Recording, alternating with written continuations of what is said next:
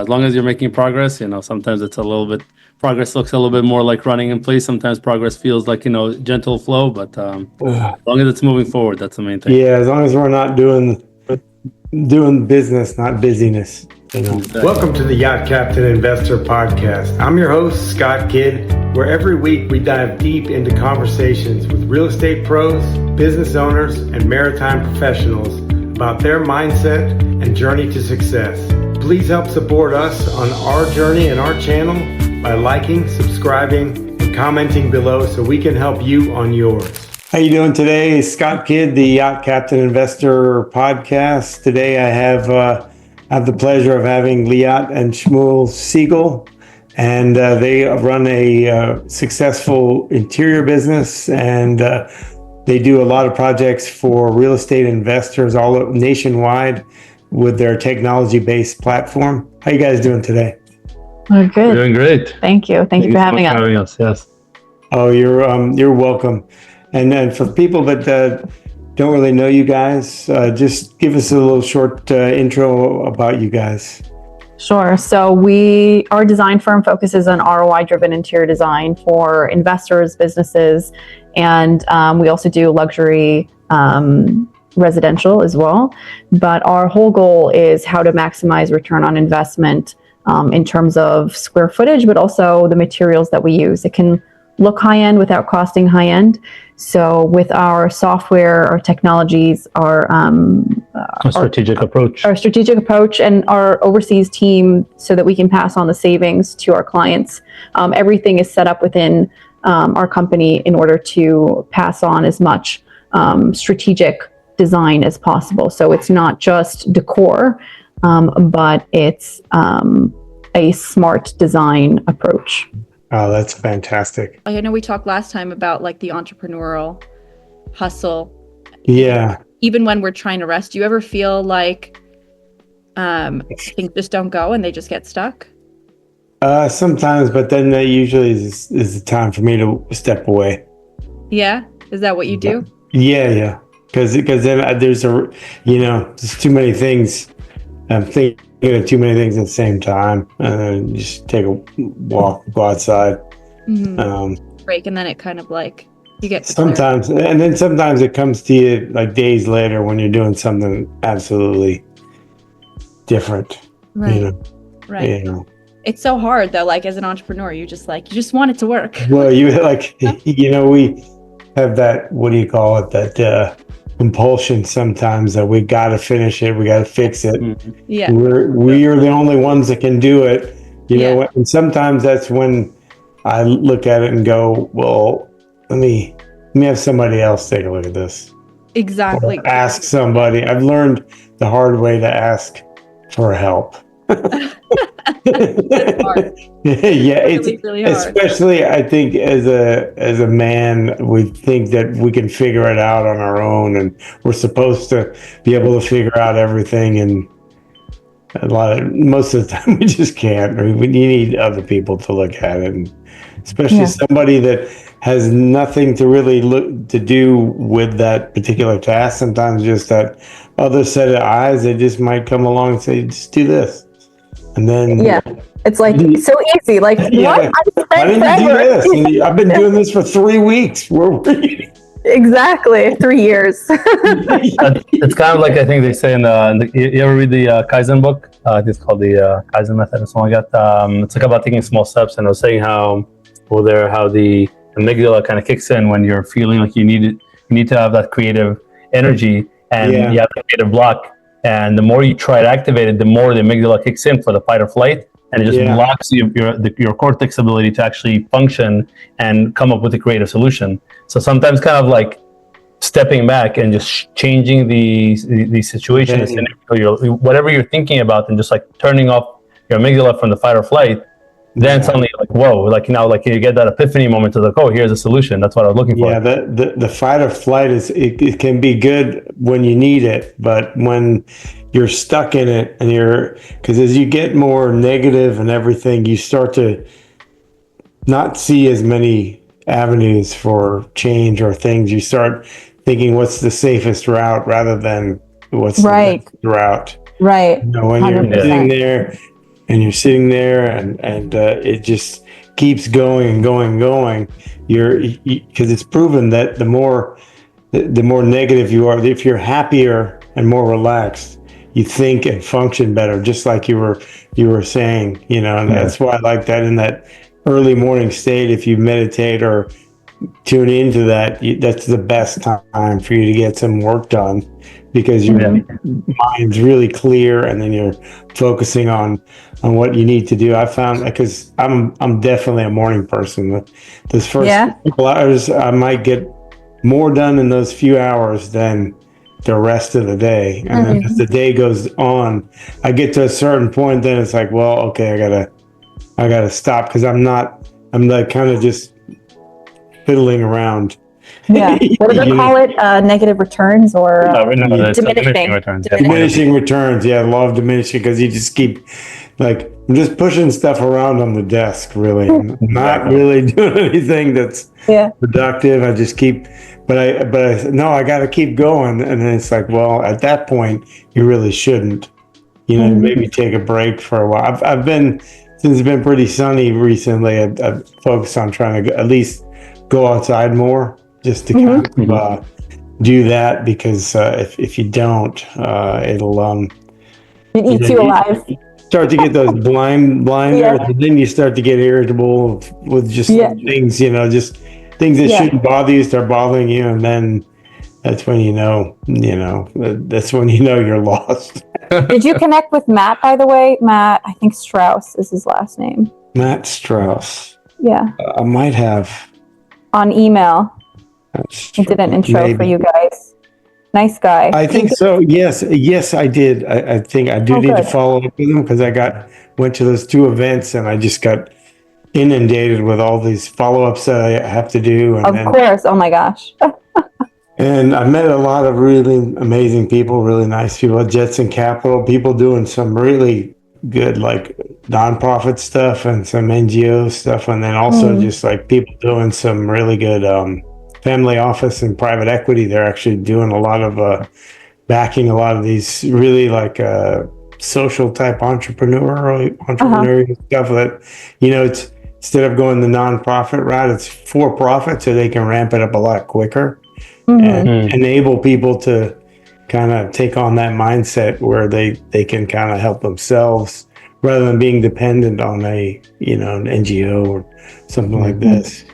Also, it's really it was really kind of neat that I think we're going to see more of that, and I would like to, because I think if you incentivize fixing the problem, more people will get in on it and realize that you can actually, it's not that complicated to, like, have a business with a purpose that's bigger than just making money.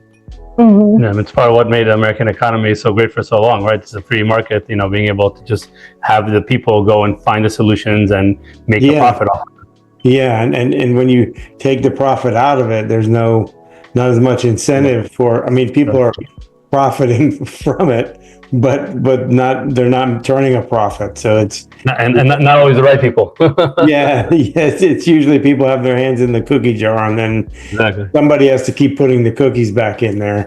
And that's usually taking the cookies away. And the jar away, and then lock it up. Lock it up. Yeah. Put a border around it. Yeah. Exactly. Yeah, I wonder for the networking thing. It's such a big pain point for me as well. Whenever we go out to networking events, and sometimes we would do like 2-3 in a row, then I'm like, I have all these people and all these cards, and I start to forget who's who, because there's so many different similar businesses. And I think I do know that they have the digital ones where you could scan and you can send people, but I wish that they could have something that's already fully automated, where I could just scan the person's business card or whatever, and have the email address or text message or whatever way of communication, and just like automatically send all my information about me, my business, and ask them to send theirs back. I actually think we can do that, because I'm using Copper. Have you heard of Copper? No, I don't know that one, but I've used it. It's a CRM. Okay. Does it go immediately into your CRM? So you can scan the business card, it goes into the CRM, and then you can create an automation. So if we could make an automation, just send out an email as soon as we scan it, so that we don't have to remember afterwards, and then they That's have a my great idea. Yeah, that would be nice to where we just go in there right into your and categorize it and stuff. But Yeah.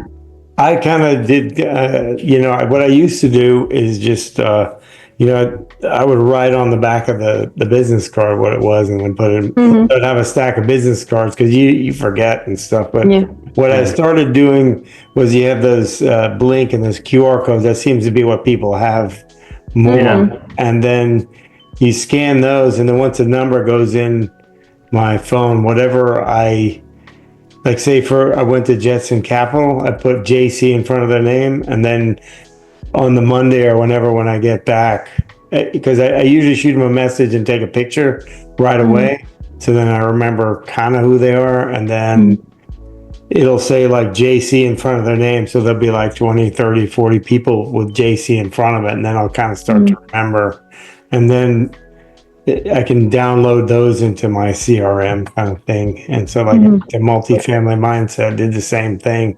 And I'll keep like some notes on my phone as well. Like, I'll just talk into it and do that. But, when you're talking to somebody and then you start talking like this, it can get a little awkward. But usually I try to remember when I'm walking away, but sometimes it's like that speed dating. You like more people come up, and then you meet more and more people, and then direct to the CRM would be, or just maybe we can build an AI robot just meets everybody for me. Let's do it. And get one of those robots going. Go look for $9 million. Get one of those Tesla robots to paste a picture of our face on it, on the front. Like, Hi, I'm Shmuel. Beard and everything. Yeah. Those fake costume beards. The one with Exactly. buy at the dime store or whatever it is, the dollar, the dollar store now. No, that'd be great. Yeah, find $9 million. We need to expand. I can just go work the room, but I guess that could not be too far off with the chatbot. Probably. I mean, True. We're already doing that anyways with the conversations AI. So just like hey AI bot, go have a conversation for me. yeah, and the chatbots and the AI agents are a big deal. And are you guys using any of those in your business, like the AI agents or anything like that, or chatbots? We haven't used it yet in that way. We focused a lot of our energies in terms of strategic handling of either nuance or emotional nuance in business. So we would go into chat just to kind of get like that unemotional perspective, because you get sometimes so emotionally caught up in something that's just a business transaction, right? Yeah. So it's like sometimes, your brain just cannot think outside of that emotional perception. So being able to kind of like throw it in there, kind of banter with it, and then kind of get what sounds like a reasonable response, and then kind of cater it to what I would sound like, and take off all those long dashes from ChatGPT. Oh, really? Yeah, because that's what I do. I know some people have those where you call in, they have like the call centers and everything, and it's, hi, this is an AI agent and this and that. And to me, that feels like a bit impersonal, like it lacks a certain human touch. Well, it does, but like if it was just like it's generally for questions that were like frequently asked questions. Yeah. And you're trying and you couldn't find it on the website or what have you. And then it'll eventually go to, well, would you, okay, I don't have an answer to that. Would you like me to connect you to some? Kind of like the Amazon chat. Kind of like that, where it just kind of randomly disappears. Yeah. I mean, I think those things are going to make it easier, because I know that they've had those chatbots for like people that have Airbnbs and stuff like that, where they handle all the stuff. If you have a question, you put it in the chat, and it'll basically search that whole operation manual that you've made. The keys are here. The Wi-Fi code is this, and then so you don't really have to. 90% of the questions that you would get if you were the Airbnb manager, that's so awesome. Unless it's broken, like, hey, the faucet's broken, or this, or Come fix it. Yeah, come fix it. Or In the middle of the night. We had one Airbnb in Houston. We showed up and this just, they were saying, well, you guys can't have a party there. And I was like, well, it's Thanksgiving. My sister lives close.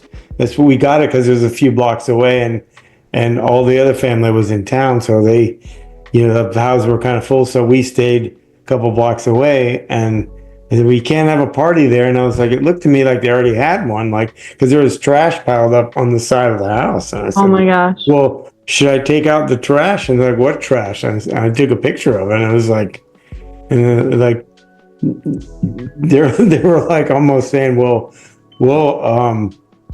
I said, well, did you guys clean the place? Because they usually take the trash out, right, with them. And they said, oh, well, we must have missed it. And I said, how did you miss it? How did you miss that? It's like 6, 7. The bin was overflowing, and then they had more bags. And I was like, well, no, we just got here, and we called you because we couldn't get in the door. Goodness. But so something like that, you could just take a picture and send it to them, and then you don't have to, because they don't want to really deal with small issues like if the toilet's broken or the lights don't work or something like that, or can't get in. Those are issues that especially if it could like automatically connect or route to a maintenance person that's on staff. Yeah, I've had friends that have like single family rentals where it at a certain point it routes to like a home warranty service that has like a handyman and people on staff that schedule somebody or have somebody come out. But if it's after hours, then they get charged for like an emergency call. It's extra after hours. It's expensive, but if you have multiple properties and something's wrong and you're not there and you can't get there, that's what you pay, cost. Yeah, absolutely. Especially that's kind of like insurance, if you put a lot of money on the line for that property. So if something's really wrong and it's urgent, you want to be able to handle that. And that's where you pay for speed of execution and, actual execution, stuff like that. I think with AI, there's just so many things like that are going to optimize. Everyone's scared of these things where, am I going to lose we're going to lose all our jobs. I don't see that. Like, when the telephone came around, they said the same, electricity, all these different agricultural tools, plows and stuff. They said, all the farmers, all those people that were farming are now doing something else. I mean, Industrial Revolution, people thought that's it. That would be the end of, of the average worker. All the machines are doing all the jobs, and that never happened. People just innovate and they become, they reinvent themselves and they find new ways to utilize their skills. I think connection is really like the thing that AI can never replace. Human connection, right? And that's what drives productivity. That's what drives possibility, without which I don't think the world would ever be able to really function. Yeah, I think we're going to see a more like people that have a more personalized touch with things are going to become, or very creative, are going to have become a much more valuable commodity. Creative used to be pay less, and like people that had more attention to like if you're say a sales broker for commercial property or retail, you really have to know the person to find what they want and their particular taste, which I don't think AI will be able to get right away. That'll be something that they'll have to spend a lot of time with that person to figure out what's going to be best for that person, their type of life. And that's going to be, all those nuances and stuff are going to need that human touch emotional intelligence. Yeah, emotional intelligence and what people, want and desire. I think, I don't think that'll ever go away. I just think we're going to have to be better at those things. Yeah. I think also there's going to be a certain nuance, even within like other sectors that are less creative, where there's certain things like the stock market and there's certain things that are constantly changing and shifting, and even with the most up-to-date AI information that might give you really powerful data, you still need to have this nuance to be able to kind of pick out these certain things that you just gain with experience, like what these trends and what drives and motivates people. Like the AI can kind of predict it, but with experience, there's certain things. Like, I mean, I know that working with chat, and I did a little bit of work on the other one, but I haven't really gotten into much. Is Claude the one you're using? No, the Gork? Gork from Okay. Elon Musk, right? I don't know. Yeah, that one is one of the most powerful ones for like business data kind of things. Like we need live data, what's happening. It picks up like everything live from X, and it has a bunch of other stuff also, and it's like really, really powerful for that. ChatGPT is very good for like very general kind of information, and it's a little bit. It's like I think it was described as the Swiss Army knife for AI. So you got a lot of different things. Exactly. So it's got all these different categorized. Yeah. Yeah. But that's there's just, I think there's going to be so many applications and so many more jobs actually created from AI and robots and automation and stuff that we can't think of right now. I mean, you have these manufacturing stuff coming back, but the plants, that the old style of manufacturing where it took 4,000 or 5,000 people, it probably takes 50 now. And Right. we're still going to need people to service the machines, monitor everything, safety and all that stuff, just in case things go haywire, or supervise. Because we've had airplanes that can land themselves and fly on their own for, I think, a couple of decades now.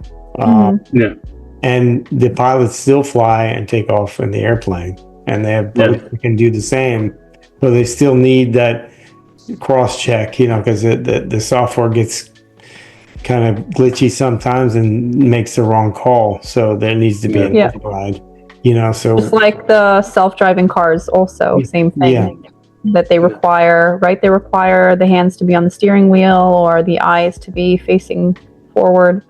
People found ways around it, but I think they do, but they do somewhere. There's a couple of cities where they have trucks and taxis where they have no steering wheel, where it just drives you around. No way. I love what I saw that on construction sites. Now they're using like AI to handle a lot of the heavy machinery, like like the big bulldozers and dump trucks. Yeah, because people can work from home and do them all remote, just like an old remote control car with VR.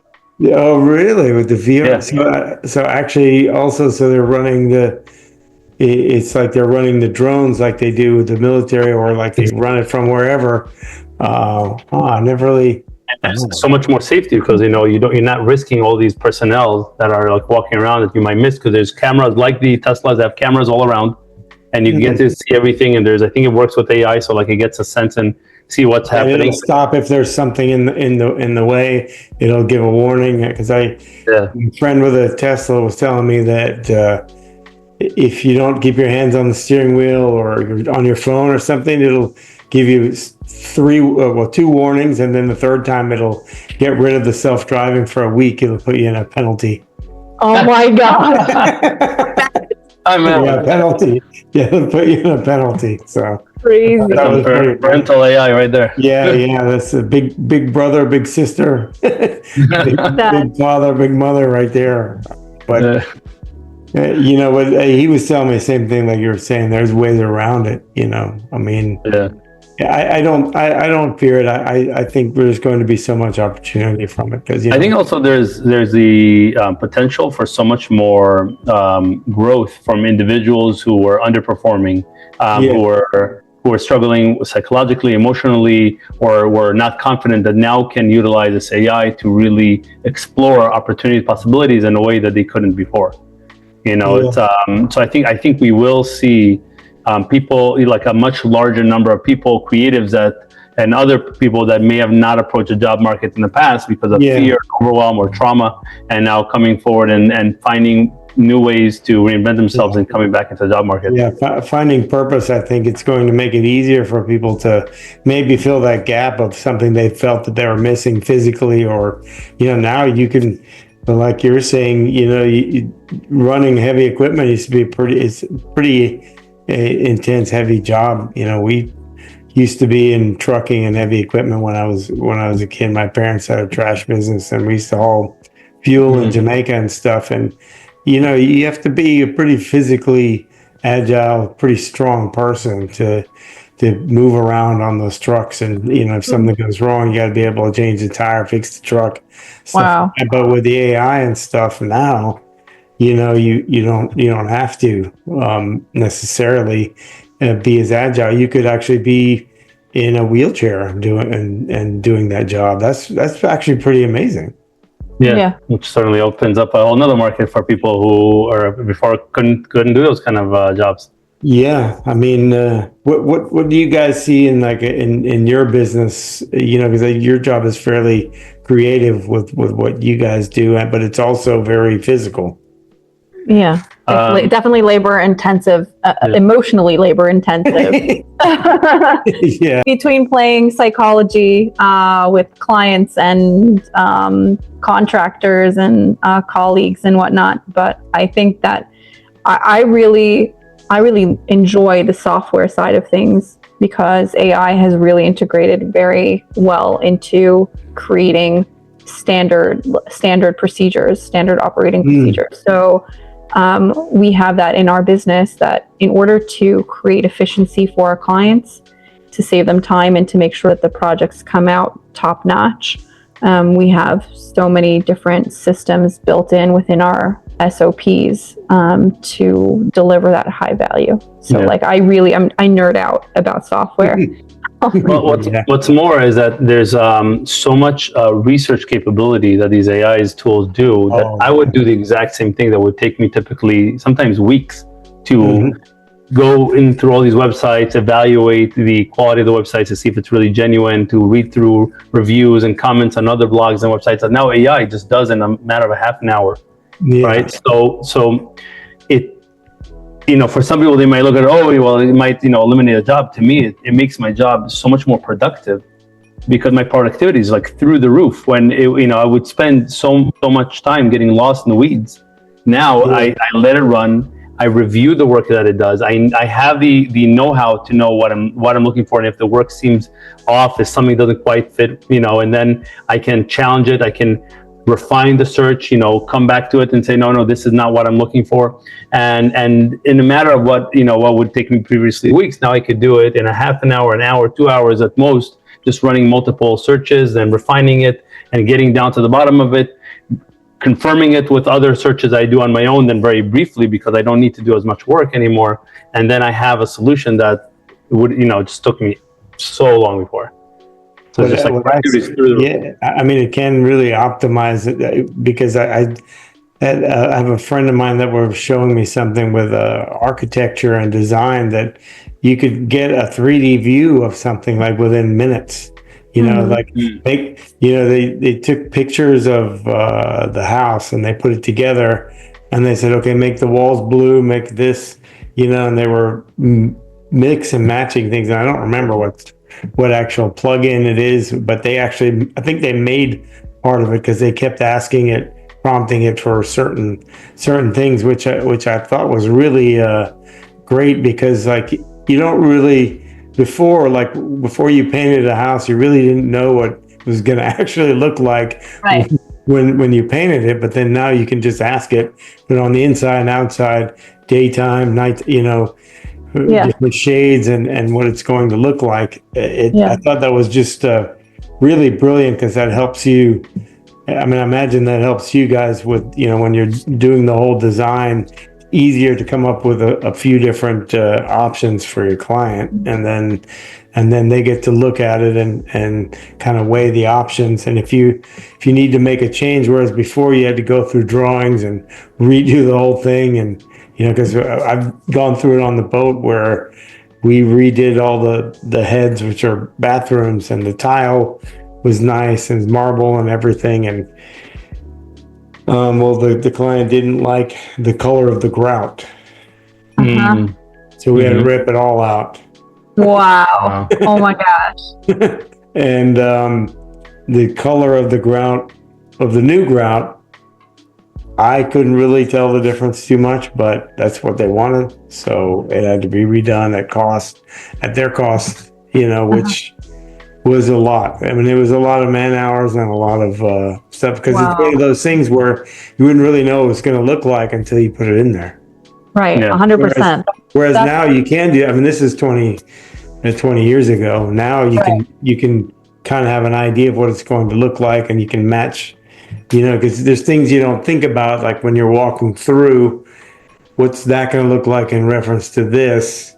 You can kind of see that, and then it could look great in this room, but when you're looking out into the next room, it's like it might not look right, it might not flow right, it might not 100%. 100%. Also the transitions between, one tile and the next, the floor transitions, or, between one room and the next. We haven't gotten to, I don't think in terms of design, not that at least that I'm aware of, have we gotten to a point where AI can fully automate the design process. I'm in touch with a lot of designers.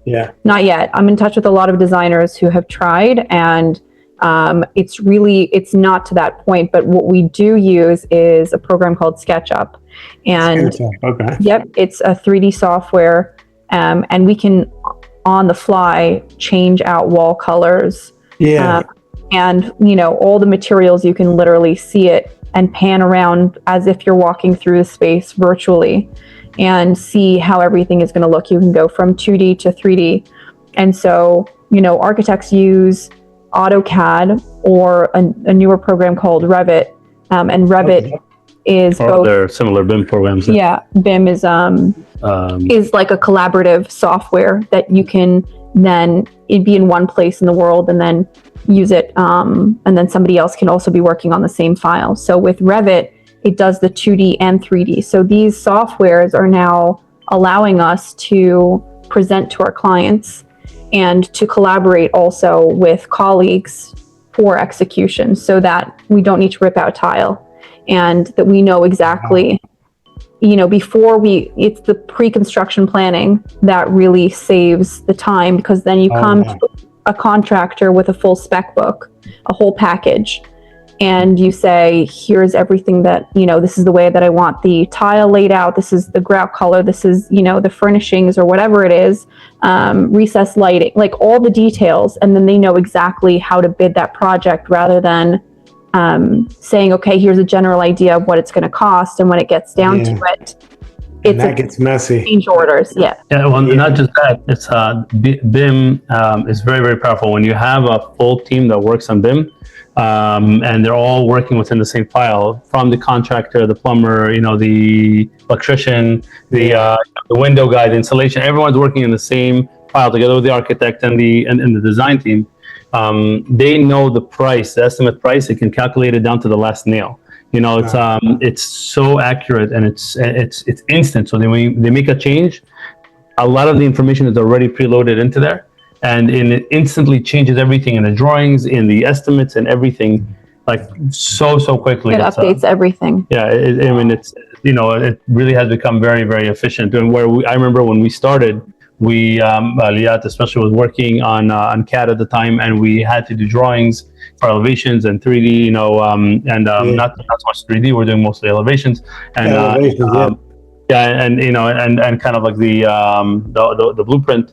And as she was working on it, she would have to change one thing one place and go to that other file, change it over there, and then the next file, change it over there, right? And it was so tedious and time consuming.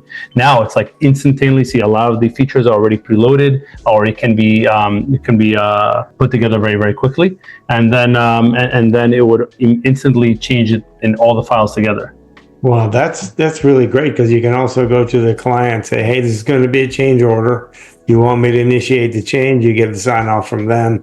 You put it in, and it spits it out to them also. They have the shared file and say, this is what it's going to be. They agree to it. Okay, send us the next set of money, because that's what, I've been involved in some custom yacht builds and some custom houses and stuff. And that's what kills everyone is the change orders. It's figuring out what it actually costs for the additional change order, time and materials.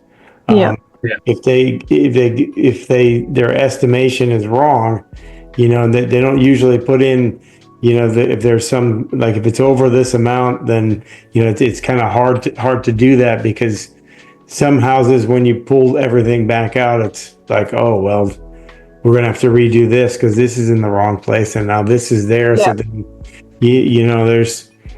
there's some companies I know that did it right, where they just said, well, it's going to be time and materials no matter what. Whatever material, we'll track all of it.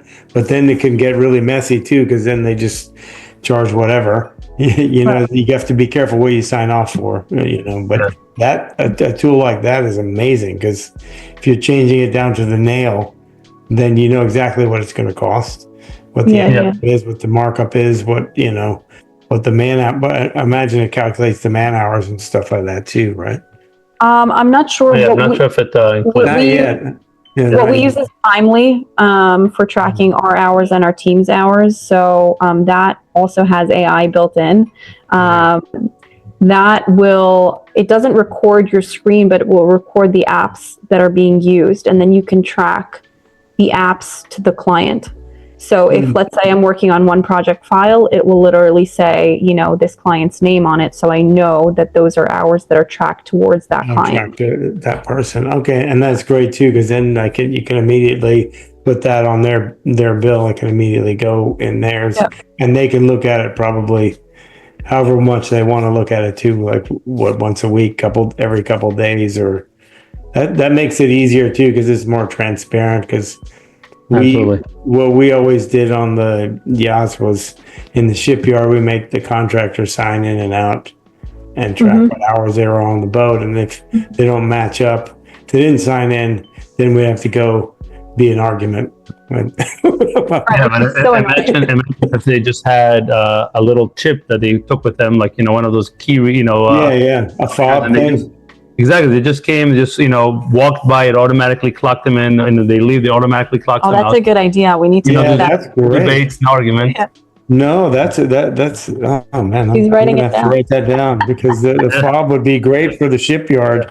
Sounds like the next business venture. Yeah, it would be. Yeah, that's it. We can just sell all these fobs to everyone and just make a little tiny transaction off everyone using it. We get or the subscription service where we track it for them and then send them the hours, categorize it. Yeah, we send them the bill. Exactly. No, that's a great idea, because that would make it easy, because then everybody knows where and when, and I saw that when I was in China. That's about 10 years ago now. They had really advanced, compared to us, facial recognition. That's what they were using to clock back in. Wow. And they would, like, at lunchtime, they'd all be sleeping, because they get about 2 hours for lunch, or an hour and a half, something like this. And they would eat and then go to sleep. And then they would get up, and then they would on the table. Would they sleep on the table? Work benches everywhere. Wow. Some of them were sleeping on where the saws were and everything. No way. They slept everywhere. It didn't matter, because it was really hot. So yeah. So southern China. Yeah, southern China. It was an experience. It was different, a whole different world for sure. But it was something. I'm glad I got to experience, because I'm certainly glad I live in America for sure. Same here. No. Yeah. Chinese haven't. The ones I've worked with, at least, have incredible work ethic. But said what I've heard about, in China, it's grueling over there, and and they could be working 7 days a week, and just because they tell them they got to work 7, it's a very top-down, authoritarian thing. Wow. The boss is the boss, and if they decide not to pay you, they don't pay you. They don't. Wow. It's one of those kind of things, and I felt bad for some of the guys there, but that's not the case for us. We have to find ways to optimize. We're on the other end. Sometimes people don't want to work. I've seen that. Yeah. Work too. We of our own, volition, we work too much, maybe. Yeah, I like to work. So, I mean, I probably do work more than I should. I guess I should get some other hobbies. But, it is, if you love what you do, it doesn't really matter, does it? You have to do something. I think it's just one of those things. But as far as I know, you guys moved recently, and then you guys were looking at some real estate at some point. Are you guys still looking? So we bought our property upstate New York. We bought an acre of property, and it's just gorgeous out here. We really love it. It's we were living in the city we call it the city, but it's 16 years, and it was just very congested, very hard to get around. And now being, more in the mountains and with greenery all around, it's so good for mental health and well-being. Yeah. I mean, we live in what's considered a major road, and it's so quiet. Like the quiet roads by where we were living were much busier than the major roads over here. Yeah. Oh, yeah. Yeah, if you're living on a busy road there, it's probably nothing compared to where you were living. It's rush hour time, you get a little bit more traffic. I just gotta, the speed of the driving is a little faster than, I feel my kids comfortable, just crossing on their own, so it's,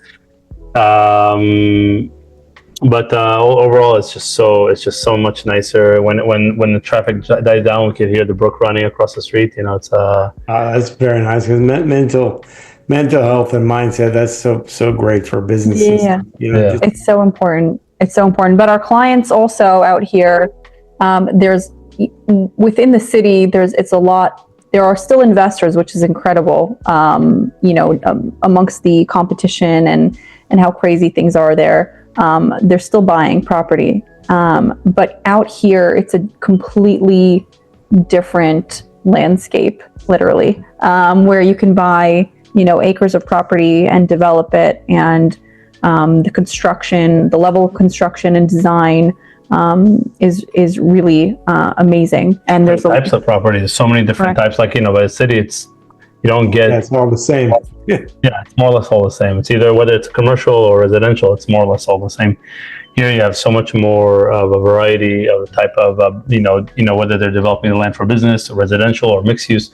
There's just such a wider variety, and the styles that you can put into there, and the whole project is just a very different kind of feel to it. Right, and that's the same throughout the country. Like, if we're working on a project out of state, there's a lot more, depending obviously on the area, but it gives us the creative ability to maximize that return on investment, and look at how we can look at the property and see what can be done, what is the user experience, the guest experience of his hospitality, and for tenants also, if it's a multifamily, how can we improve that experience so we can increase rental rates, so we can provide maybe another revenue stream for the investor. There's so many different ways to approach it, but in contrast to the city, yes, there are ways, but the margins, I think, are much smaller. So we have a lot more play in other. What we like to also call the Red Sea. There's so much competition in the city for the same project by all these contractors and all these designers, and everyone is just fighting. It's like when you go fishing and you got all the fish jumping around one piece of bait, and suddenly all the fish are just jumping on it.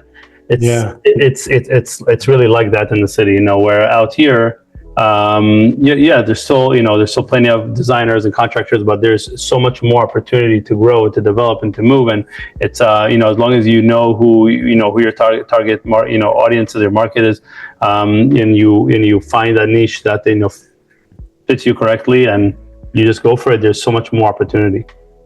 I would think so, and also it becomes more service oriented, I would imagine, because you're developing better personal relationships. It's not as fast and transactional. It's more like these.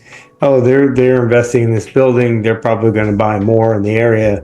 We want to not just get help them with this, but help them with the next 2 or 3 projects that they're doing. And then they know that they're just going to call you because you give them that high level of service, and then you did a great job with that. So then you move and grow with them, and that helps Right. grow you as well. And that it's much nicer to work in a place where that it's not as cutthroat, not in that high stress environment, and that goes along with it also, I experienced a lot of that as well. 4 years ago, we moved to a smaller area in Florida, and you call people on the phone and they want to talk for a minute, or they show up. And they want to, oh, hey, they ask you how you're doing and stuff, and it was a little bit different. I was like, okay, are you getting in my I'm business? fine. Like, What do you want from me? What's this guy want? It's like, no, he just wants to have a conversation while he's working, and like you can have somebody coming up to you and saying hello, and you're like, who is this guy? Do I know you? Like, why are you talking to me? That was, when we first moved in and I first got here, the neighbor came up and said, hey, just, if you need anything, let us know. We're right across the street, and oh, that's the neighbor. Oh, that's what that is. Lived so many places where you didn't know the neighbors, or you barely talked to them, or you didn't necessarily want to know them. Right. Yeah. So no, that's got to be, moving. So you guys moved the whole business as well, and it's kind of started fresh there. I mean, our business is, it's not set in a certain place. We do everything pretty much remote. So whether it's working in North Carolina or Virginia or Puerto Rico or any of those places, we have, because of the software that we use, digitized everything in our team as well. We're able to really provide services anywhere because we provide the pre-construction planning. And if I need to go on a job site, then I travel for that. At the same time, you also have the personal relationships. As they say, it's not always what you know, it's who you know. Yeah. Right. So being able to develop these relationships locally, and so many people might have a connection that's also out of state that might still be relevant to us. So even if you don't think in kind of that limited kind of mindset of, it's only what I have right here. What I have here, yeah. Exactly. Now when you look at like we were saying, all the technology available, all the ability to do so much of the work remotely, and now it's just about, okay, these are the kind of people, this is what I do, and this is who I help, and this is how I help them, right? So now it's just connecting with the right people who would have that need, or know someone who needs that thing.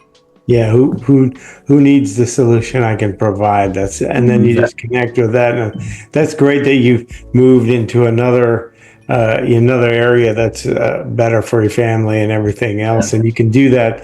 This is just a prime example of what AI and technology can do, where you guys can 20 years ago you'd be flying all over the place going here, or just working in your local area. Correct. It would be whatever you could get there. Exactly. Usually, yeah. Exactly. But because our clients are mostly investors, and big businesses or luxury, like high-end residential, so we're not limited just by our locale. It's, our investors work all over the United States and all over the world. So we can be able now, like with technology, be able to provide them whatever they need, in a relatively fast way and very high level. Yeah, that's still keep it very personable, because you still have, like we're doing right now, this online chats and various meeting rooms where you can really develop a very personal relationship. It's not the same as meeting in person, literally, but it's the next best thing. It really is, because phone calls are good as well, but text messages, as you go down the digital track, it becomes more impersonal. But this is the next best thing, is meeting in person, and it's just shows like how many things are going to change and kind of can be for the better with AI and technology. always question people that always go immediately to the negative of what everything. Well, that we're going to have to take that with all the good stuff. But I think the goods are going to outweigh the bads, and if they do and it becomes the end of us, well, it won't really matter anyway. Yeah. Right. And you know, from a business perspective, right? Like whenever there is challenges, that's just an opportunity for growth, right? You know, so now, of course, there's going to be an adjustment period, kind of a learning curve for so many of us, to kind of rediscover how to run business in the new age of AI, and how to utilize it as best as we can. But that's not just because it's uncomfortable doesn't mean it's bad. It just means, okay, so now I have this new tool. How do I maximize its utility towards my particular needs? Yeah, I mean, it's like you said, if it provides some more problems, someone has to provide another solution. That's probably another business for someone. And what I'm seeing is a lot of people with these very niche down businesses that you know, I'll say, oh wow, I didn't know you could actually have a business just doing that one thing. But nowadays you really can. You know, we have Uber, that is the largest provider of transportation and owns no cars. Right. Airbnb, one of the largest providers of short-term housing, and they own no houses. Right. You know, so it's a pretty impressive world that we live in. I'm wondering what's next. What do you see, guys, next on the horizon? That's a great question. There's so much. I mean, Wide open answer. yeah. Yeah, definitely. I mean, I think that manufacturing, I could see that coming back, obviously, to the United States. Yeah. And a really big economic boost because of that. So that would be pretty exciting to see that flourishing. Absolutely. I mean, the quantity and the quality of the resources we have in this country, both in human resources but also in natural resources, you know, is untapped. Is complete. It's virtually untapped relatively to other countries, and China for so long, and other countries before them. Now I think Africa is really kind of like China to China, right? They have the really cheap labor, and they're utilizing humans. As we know, at any point during history, the countries that built the most wealth were the ones who were basically utilizing a form of slavery of sorts. Yeah. And now that's what they're doing. But a lot of the new technology and AI and the new machineries that are coming into the scene are replacing the need for so much of this slave labor, where now we can really elevate the average human into a much more productive tool than we were in history, to now really, you know, pay them their value, have machinery do the lower level work, and create at far much more affordable level the same great products or better. Especially children in child labor. Yeah, and a lot of these other countries where child labor is pretty big. Yeah. Child labor, I've seen that women who are like pregnant going into cobalt mines. You know, just the thing that I saw was people just burning the things off the recycled chipboards and stuff, just burning off the metals and stuff, and no mask, no nothing. We have all those resources and in the U.S., and we have access to just about everything. It'll take us a while to revamp to do all that, 5-10 years or what have you, but the lower tier stuff can still be outsourced to Mexico and other places pretty easily. I mean, we can be pretty self-sufficient within a few years, which is really like no other, really, with Canada and Mexico as our pretty top level trading partners. We can pretty well produce, and we have the energy to do it. We have the resources to do it. Right. Whether we want to use any of those heavy metals and stuff that we have, I mean, that's a very dirty process. That's the reason why it's been outsourced. But I see the high level manufacturing, us being on the forefront of that, especially with the chips and the CHIPS Act and all those other high level automations have been coming pretty steadily in the last 5 to 10 years, which I Right. Imagine though at the same time being able to utilize tools like they already use radar to scan what's going on under the surface in many places. Be able to use tools like radar and AI and robots to literally go out and dig out all the stuff. dig out the cobalt and all these really nasty heavy metals and whatever that we may need for essential life, kind of processing, and not risk any human life in the process, and do it in a very intentional, very methodical, very particular way. I'd much rather it happen in the US under heavy regulations to a degree than in China where there's little kids going. That's little kids digging it up, and that's and I think we're not too far off. It's going to take a little bit for us to be able to figure those things out, but I don't think it's as far as away as we might think it will be, because the electricity, we're going to need power for all of these things, and there's not really any way I see we do it without fossil fuels being a part of it until we get to that line where we're neutral, and that's going to take quite some time. I mean, and robots doing it, they can work 24 hours a day doing that. And I'm going to, I would bet that they're going to come up with even better processes that are going to make it easier to access a lot of these things.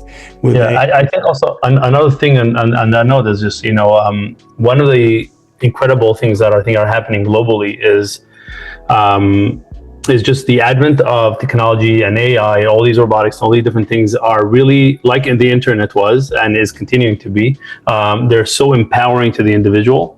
And I think a lot of what we're going to see as a result is we're going to see a lot of places around the world where individuals are rising up back into reclaiming their power.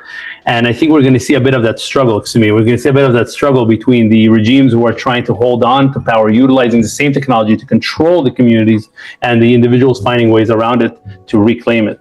I think that's a lot of what we're going to see happening around the world. I think it's already happening in certain places, and more businesses being built with purpose and mission and impact.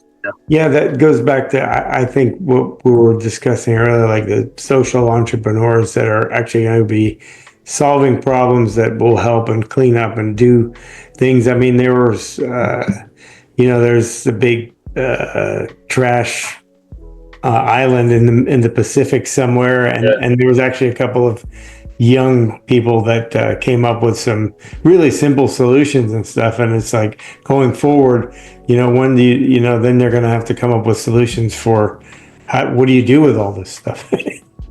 But then I was at that Jetson Capital, and they had a thing where they were taking tires and converting it to energy and old, plastics and stuff like that. And amazing. I didn't quite know the process or what they were actually doing. I think they were burning it, but I don't know how that works. But for one, there's going to be more solutions where we're going to need much less, and we're going to be able to do so much more. But I think you're right. You're going to see, like, on with technology, it has a way of like equalizing what we can and cannot do. And truth, right? Knowing what's really happening, where the government can no longer hide various forms of information from us.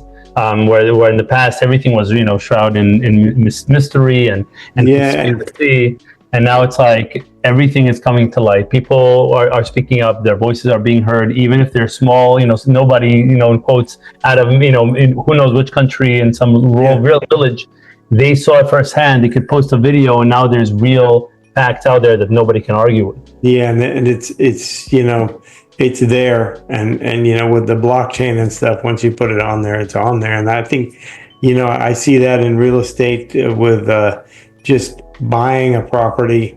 It can be such a cumbersome, tedious process right now, which I've always said it's in real estate, we're probably at least 20 years behind on all this stuff. Whereas, everything else you can get, now you can get in DocuSign and all these things in there, but, just title searches and all that stuff should be on the blockchain. Where if you go to search, like you were searching for your property, you should be able to see all the records that have to do with the property, and it should be right there. And then you go, okay, that's good. That looks good. And then you still pay the title company to confirm that all of those things are accurate that you're looking at.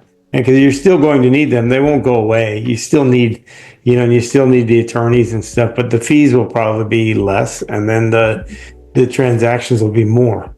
Construction is the same way. Also, it's very antiquated, which is what I advocate for a lot. That in terms of communication, the softwares that are available, and the technologies, like you mentioned. Whether it's payments or any of that the nuance of getting a project from A to Z, it really needs to be brought into the 21st century. And I think that this is really a great opportunity for a lot of creatives to jump in, because many contractors are very, very hands-on, very analytical types. Not all. I've seen some very creative contractors as well who are excellent at what they do, and they know how to modernize themselves and get into technology. But many are really they're practically allergic to technology and computers.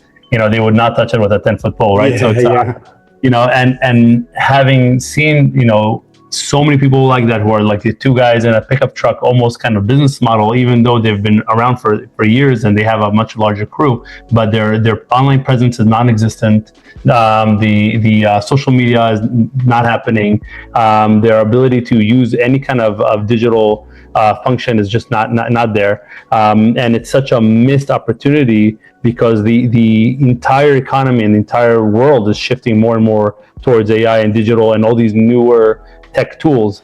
And I think for those people, what they're going to need is to bring someone on to their team who is kind of into that stuff, is more creative. Exactly, and to help them adjust their processes and learn how to use these new tools so that they can remain current and produce in a much higher level. Well, and I think people have a lot of the animosity towards change and things that are different and new. Like I had some people say to me, it's going to open me up to people are going to be able to steal from me, this and that. Well, I think any business owner in construction, people are probably stealing from you right now. You have no way to track it or knowing what's actually there. How many times have you gone there and then you're like, how did we run out of wood? We bought the right amount. It's like they're wasting or they're using it. Someone went home. Same thing like in a restaurant. Half the stuff goes out the door. The friends give their friends free drinks, free meals.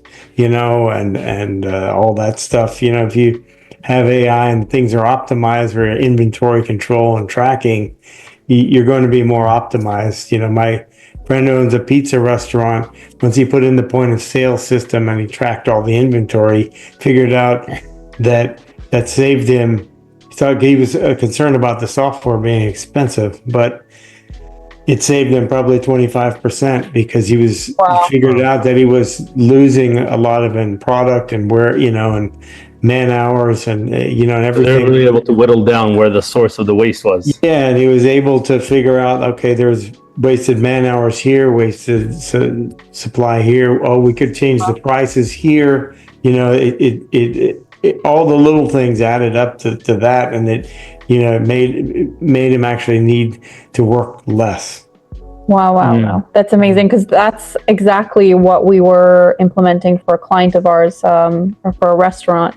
And we saw that there was a specific product that wasn't making them money. And so even as a designer coming in and saying, you have prime real estate here, how can we maximize the square footage that, to make that return? And taking out something on the menu and replacing it with something that makes more money, knowing what your costs are, so that you can then charge the appropriate pricing. And get rid of all the things that aren't making you necessarily making you money, and you're buying them and keeping them there in case somebody orders it.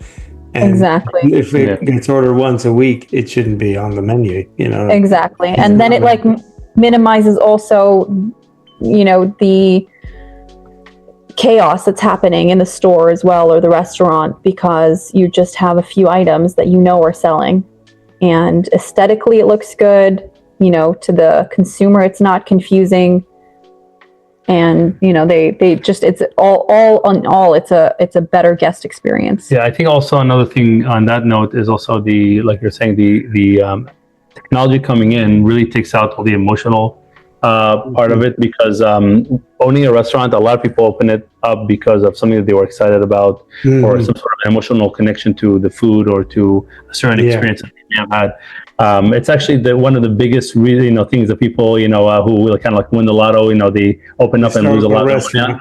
Exactly, because they're like, oh, I love this kind of food, so let me open this kind of restaurant, and they don't really think about the very essence of what makes a business, which is really the dollars and cents.